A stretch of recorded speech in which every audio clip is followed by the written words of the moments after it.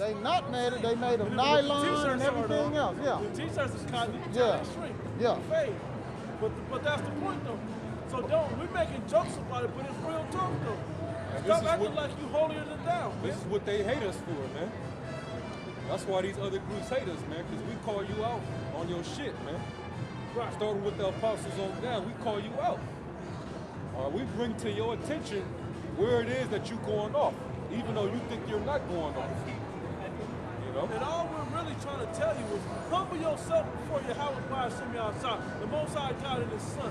Humble yourself there first, and then deal as a man from there. Once you humble yourself, then you'll be like, you know what?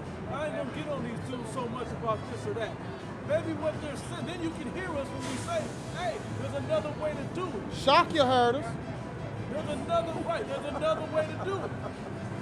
And it's not even that we won't shock at Great Millstone. But he heard us.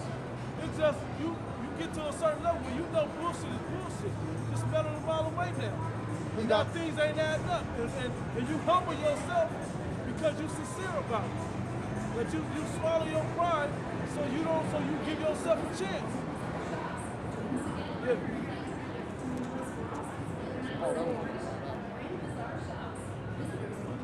Isaiah 7:5. Jeremiah 7:5. For if ye thoroughly amend your ways and your doings, if ye thoroughly execute judgment between a man and his neighbor, if ye oppress this is what we're supposed to be out here doing also. But not just out on the street, but in your daily life also. This don't stop when you go home. When your mama asks you, hey, what do you think I should do? You answer her in truth, according to this. When she say, well, the neighbors is over here, and say, you give them real answers. You deal as a man in the rest of your life always through this word. And it's going to list some things. Keep going.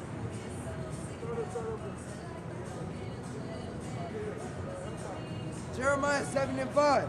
For if ye thoroughly amend your ways and your doings, if ye thoroughly execute judgment between a man and his neighbor, if ye oppress not the stranger, the fatherless, and the widow, and shed not innocent blood in this place, neither walk after other gods to your hurt, then will I cause you to dwell in this place, in the land that I gave to your fathers forever and ever. Then will he get you into this truth for real, and then into the chariots, Lord willing, of salvation, and then into the kingdom of heaven. Then will he overtake you with all these blessings and everything. I had somebody hold something else, didn't I?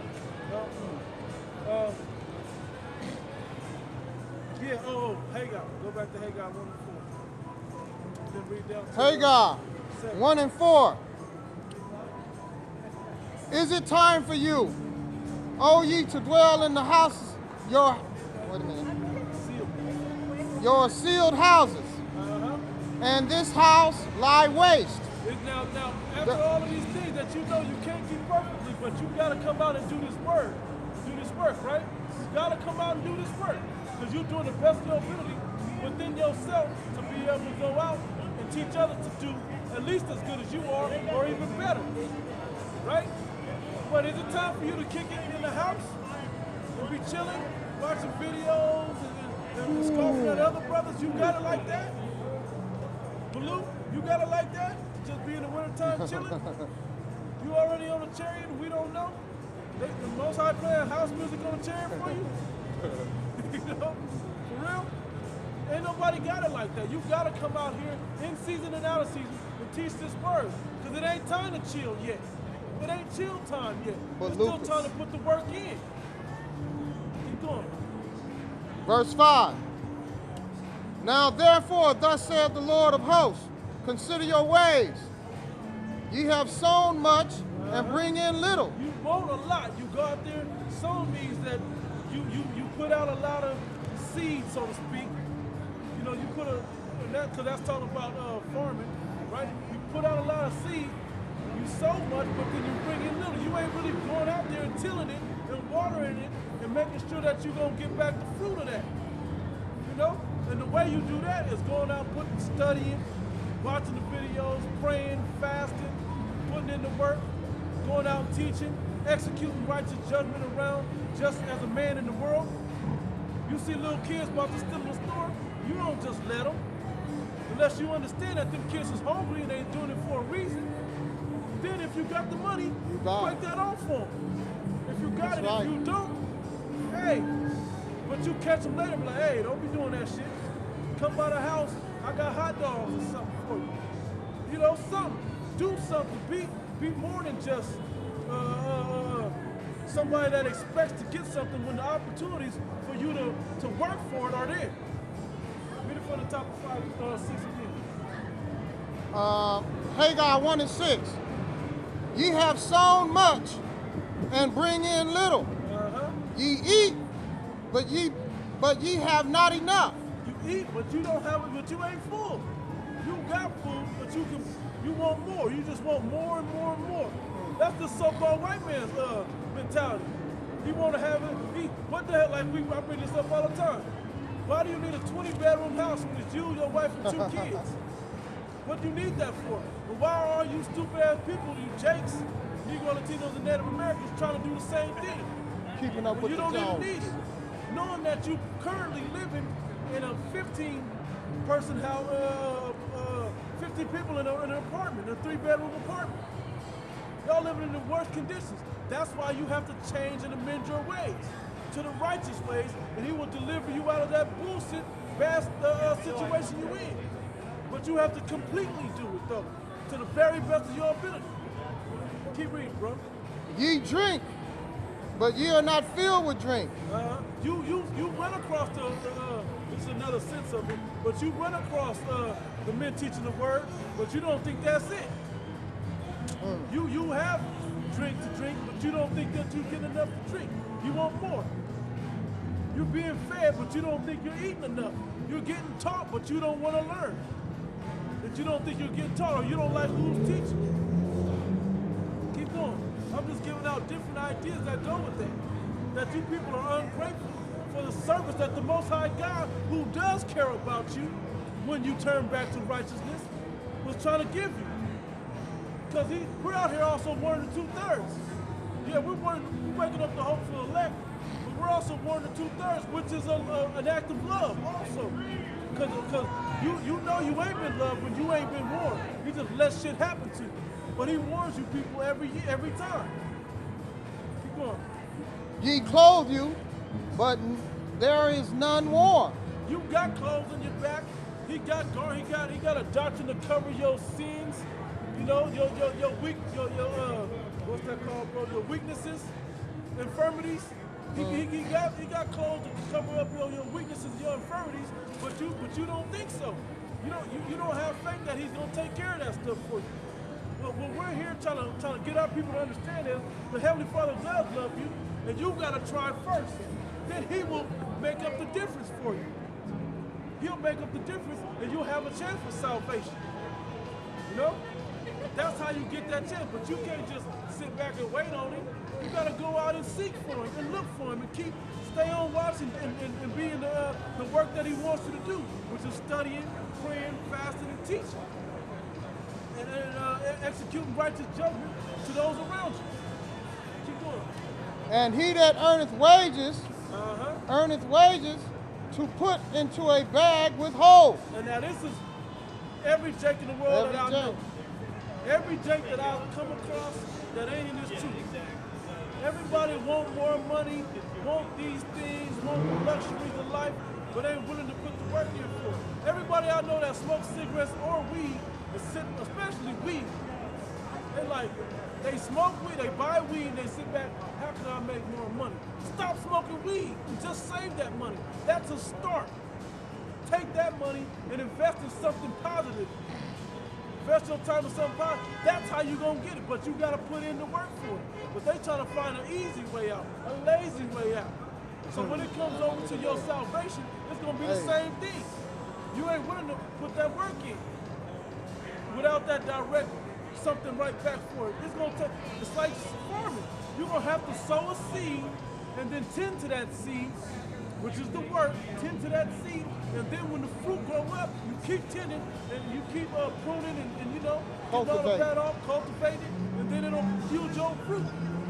No farmer that started an orchard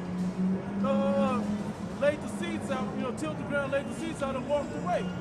And that goes back to you fallout boys. You know? It goes back to y'all. You gotta tend that all the way up until that fruit come off that tree. It's ripe and come off that tree. And that fruit ain't gonna be ripe to the day that Yahweh Shai, well, till Yahweh Shai comes back. I'm gonna say Yahweh sends Yahweh Shai back. That ain't happening till then. There's a little more. Verse 7. Yep. Thus saith the Lord of hosts, consider your ways. Go up to the mountain and bring wood. Yeah. And consider your way. He told you twice to consider your ways. You want to win $900 million. You want to watch be like the Kardashians or the housewives or who the hell gives a shit. You want to be just like those people, but you don't want to put the work in. You ain't gonna be like none of those people with 90 million or the luxuries that the Kardashians or whoever has until you get to the kingdom. This is how they for that. I'm gonna put it in a nutshell. Basically, what the brother's trying to say, like the scriptures that the brother is reading, he's saying it's in a spiritual aspect. This account was talking about during the time of King Darius, when he gave the decree for us to be able to build up the temple again. And during that time, you know, Jacob was still enslaved under the Persian Empire. So these were the things that was going on with Jake during that time. And the Spirit of the Lord came onto Prophet Haggai to basically let them know, like, man, consider y'all ways, man. Consider what's going on, because here it is, we're able to build the temple, but look, we dealing with basically little things that we have to even try to build it. How we thinking about building up the temple, but you got minor of the things that you're supposed to that you need. You know, that's what was going on back then. But the brother's tying it out. He's tying it into the topic in the spiritual aspect now. Because a lot of these stories in this book were literal accounts of that time period, but they still apply today. Yeah. But you have to the Spirit has to give you that spiritual mind to be able to decipher those things. And basically, all I'm really trying to say is, don't sit up here and be trying to live comfortably on this side, having 25 wives and got a 10-bedroom house, 5 cars, unless your family needs that. You can't be searching after the things in this world and searching after. Matter of fact, I got this written down too. I wasn't gonna go there. Matthew, you brother got it. Matthew 6:24. Matter of fact, start at 19. You can't be desiring the things of this world and trying to desire righteousness and salvation. They don't go together. That's oil and water. They don't go together. You gotta choose which one you gonna go after, because you're gonna love the one and hate the other. Got it? Page away, huh? But you can get Proverbs 30 and 8. Matthew 6:19. Lay not up yourselves treasures upon earth. That's what a lot of people try to do, especially the jakes that you see in the world. They want to lay up all their treasures here on earth. They're thinking they're going to have some type of a kingdom mentality on earth. When we read, when you don't follow the words of the Heavenly Father, His statutes and commandments, He going to curse you. He going to put you in the lowest estate. He going to put you under the basest man on the earth, the so-called white man, and all the other heathen, when you're supposed to be above and more special than anybody. That's what He's done to you. He got you in these punk-ass ghettos, man. That's got you fucked up, roaches and rats and all types of shit. Snakes, and the snake part ain't really the animals, they're the people. and if you live in the city, the snakes are the people. They trying to weasel you out of the little crumbs you got too. But because you won't follow the ways of the Heavenly Father. But if you do amend your ways, you have a chance. But instead, you people are trying to get the biggest rims, the biggest gold chain, the woman with the biggest booty, trying to get the hottest rap album out. You trying to want all this fame and fortune, but they ain't willing to do what it's going to take. Because the fame and fortune that I'm trying to get is to be on the 12th throne judging all Israel in the kingdom of heaven. That's right. That's why we're out here. So yeah, we seeking for similar things, but you got the empty, vain things. We're trying to do heavenly, spiritual things from those that give it. Hold that and get you holding something? Get Samuel, the 1 Samuel 2, 7. I think it's down up to 7. Yeah, 7. 2 and 7. Read that when you get it. 1 Samuel 2 and 7. The Lord maketh poor and maketh rich. That's the point right there. We're trying to appease those that made us poor and that can get us out of this poor condition. That's what we're at. That's why we've considered our ways and trying to amend them and change them from the nigga ways that we were into the God-fearing men that we're trying to be. The real disciples in the service of Yahweh should be outside. The hopeful elect. You know?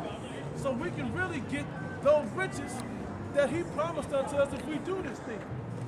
In righteousness and sincerity. That was it on that. Go back to what I had to do. Then we're going to go back. 6 and 19. Matthew 6 and 19.